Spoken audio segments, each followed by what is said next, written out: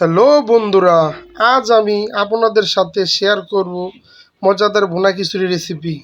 গরম গরম ভুনা খিচুড়ি সাথে যদি থাকে ডিম ভাজা আর খাসির মাংস যদি থাকে সাথে, তাহলে তো কোনো কথাই নেই। তাহলে শুরু করা যাক আমাদের স্পেশাল ভুনা খিচুড়ি। প্রথমত আমরা এখানে 6 কেজি চাল নিয়েছি। আমরা চালটা সংগ্রহ করেছি মোজাম্মেল কোম্পানির থেকে। এই চালের কোয়ালিটি খুবই ভালো। আপনারা চাইলে অন্য কোম্পানির চালও ইউজ করতে পারেন আপনাদের সাধ্য মতো। আমি 2 কেজি ভাজা মুগ ডাল দিয়ে দিলাম। অবশ্যই কাঁচা মুগ ডাল থাকলে ভেজে নেবেন, ভাজলে ডালের ফ্লেভারটা ভালো আসে। চালের ডালে মিনিমাম আমরা আধা ঘন্টা ভিজিয়ে রাখবো। এখন আমরা ভুনা খিচুড়ি গ্রেভি করব। আমি কড়ার মধ্যে 2 লিটার তেল নিয়েছি। দারচিনি দিয়েছি 10 গ্রাম, এলাচ দিয়েছি 5 গ্রাম, তেজপাতা দিয়েছি 5 গ্রাম। আমরা ভুনা খিচুড়ির জন্য 2 কেজি পেঁয়াজ নিয়েছি। পেঁয়াজটাকে ভালোভাবে ভেজে গোল্ডেন ও ব্রাউন কালার করে নেব। এখন দিয়ে দিলাম 300 গ্রাম আদা, 300 গ্রাম রসুন বাটা। ভালো করে আদা রসুন বাটাটা কষিয়ে নেবেন। এখন দিয়ে দেব বাদাম বাটা, বাদাম, কাজু বাদাম, পেস্তা বাদাম। আমরা একসাথে সবগুলো উপকরণ বাটি নিয়েছি। এখন দিয়ে দেবো 3 টেবিল চামচ হলুদ, 2 টেবিল চামচ মরিচ, 2 টেবিল চামচ লবণ। লবণটা আপনাদের স্বাদ মতো দিয়ে দিবেন। 1 টেবিল চামচ চিনি। যে গ্রেভিটা তৈরি করেছি গ্রেভিটাকে একটা পাঁচফোড়ন দিয়ে বাগার দিয়ে দেবো। পাঁচফোড়নের বাগারটা দিলে খিচুড়িটা কি একটা অস্থির ফ্লেভার আসবে। অনেকে টিপসটা জানেই না, বাসা অবশ্যই ট্রাই করবেন। আমরা গ্রেভিটা বাগারের মধ্যে ঢেলে দেবো। অবশ্যই লক্ষ্য রাখতে হবে বাগারটা যেন পুড়ে না যায়। গ্রেভিটাকে মিনিমাম 5 মিনিট আমরা কষিয়ে নেব। এখন দিয়ে দিলাম 2 টেবিল চামচ ধনিয়ার গুঁড়া। এখন দিয়ে দিলাম 1 টেবিল চামচ গরম মশলা। এখন দিয়ে দেবো প্রায় 300 গ্রামের মতো কাঁচামরিচ।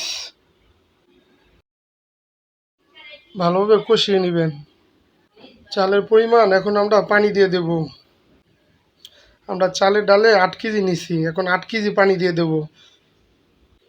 অনেকে জানি না পানির পরিমাণ কতটুকু লাগে, আজ আমি সেটাই বলে দেব।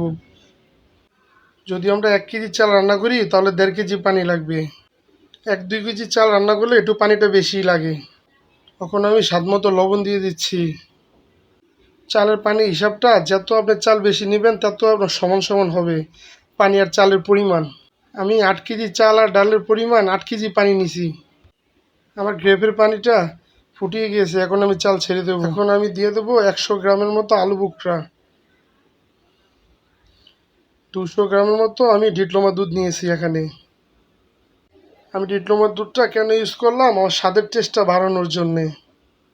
আপনারা বাসায় স্পেশাল করে খেতে চাইলে অবশ্যই ডিপ্লোমা দুধ ইউজ করবেন। আমি 50 গ্রামের মতো ঘি দিয়ে দিচ্ছি। আজকে আপনাদেরকে একটা টিপস শিখিয়ে দিচ্ছি। কখনো খিচুড়ি অথবা পোলাও বিরিয়ানি রান্না করলে চুলার হিট বাড়াবেন না ফুল। চুলা অনুযায়ী যদি থাকে হিট 100, তখন আপনি বানিয়ে দিয়ে দিবেন 60%। যত ধীরে ধীরে আপসে হবে রাইসটা ততই সুন্দর দেখতে লাগবে। এখন দিয়ে দিচ্ছি ছোটো ধনিয়ার গুঁড়া 1 টেবিল চামচ। আমাদের খিচুড়ির পানি প্রায় শুকিয়ে যাচ্ছে।